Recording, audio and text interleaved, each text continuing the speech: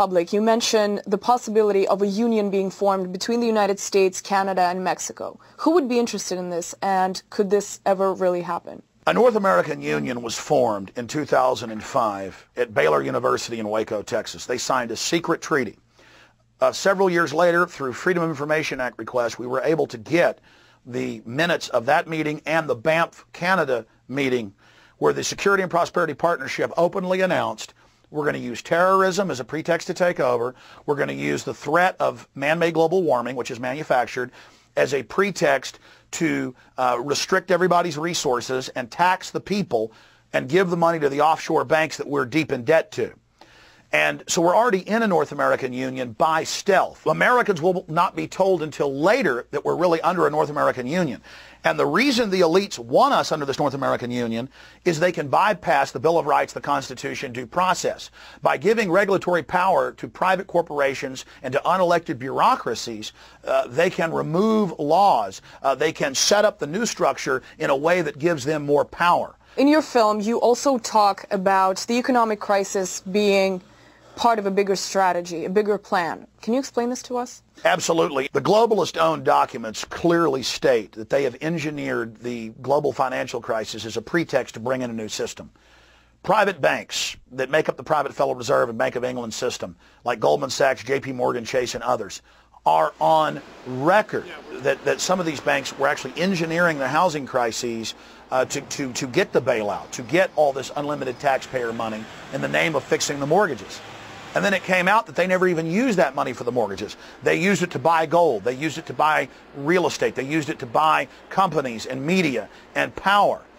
And so clearly they need to implode the economy so that they're cash rich when everybody else is cash poor, so they can come in and consolidate the world economy and also threaten the population. They can threaten the population and say, if you don't give the banks even more power and control, if you don't give the IMF this new power to levy carbon taxes, if you don't let us set up our new world order, we're going to have a deeper depression. So they've got a gun to our head saying, you've got to submit to us, give us all the power, or you'll be destroyed. But it's the very same central banks that engineered the economic crises that are now offering us their solution. How do you think the millions of people who are homeless and jobless are feeling about being a means for a bigger goal? The people know they're being raped. The people know they're being robbed.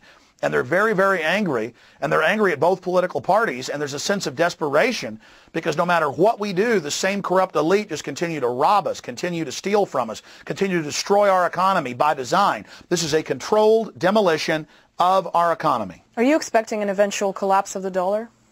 Yes, we are seeing an engineered, incremental collapse of the dollar. It's not Europe and China and Russia and the Middle East who are destroying the dollar. It is the private central banks that control the United States and England. They have made the decision to slowly kill the dollar because on the way down, as the dollar is devalued, they can come in with all of their assets, all their gold, all of their foreign currencies that in some cases are worth 2 to 1 and buy up all of our infrastructure. We've seen an outbreak of swine flu hysteria over the last couple of months. In some places, I've seen masks being sold for up to $8 a piece.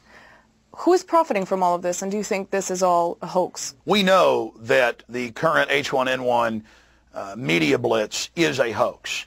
3-4 months before the scare even began, I went on air and I said they're planning a flu hoax. Now, I don't know if it's going to be a real flu or if it's going to be weak or if it's going to be deadly. All I know is they're using this as a pretext to come in with control. And the globalists are doing this in Mexico. They're doing this in Ukraine. They're doing this in Poland. They're using this as a model to come in and clamp down with federal control. Those federal governments themselves controlled by the offshore banks. Also, the Boston Globe reported that $7 billion extra has been made by vaccine makers just in the last month out of this scare.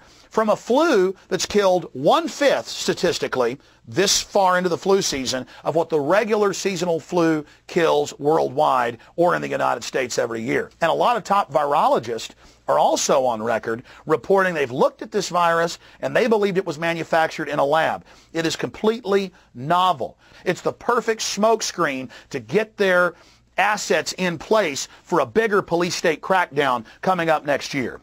Let's talk about the Fed, the issue of whether or not the Federal Reserve should be audited. Why do you think so many people in Washington, D.C. are resisting this? The private Federal Reserve that we didn't have until 1913 has never been audited, and it's extremely secretive. If you audit the Fed, you will find out the details of all the corruption they're involved in, and this will result, and the Federal Reserve Chairman has admitted this, he says if you audit the Fed, you'll destroy the Fed.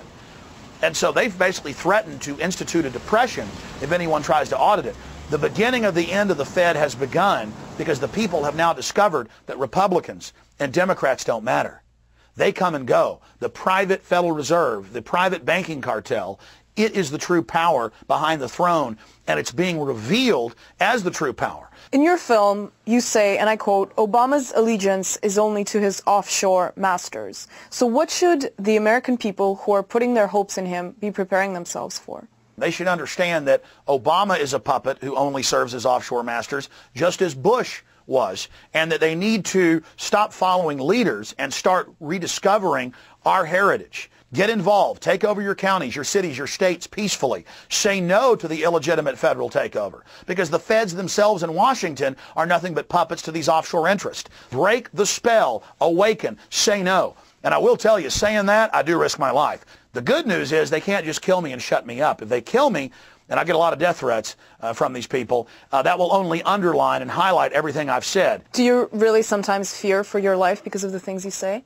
Sure. Years ago, I was physically attacked and told to shut up about all this, but I didn't shut up, and I get death threats, and my family gets threats, and a lot of other things happen. I passed the point of no return a long time ago, and all I've got is my integrity and who I am. I know I'm right, and I know I'm on the right side of history, and I'm not stopping. Alex Jones, thank you for your time with us. Thank you for spending time.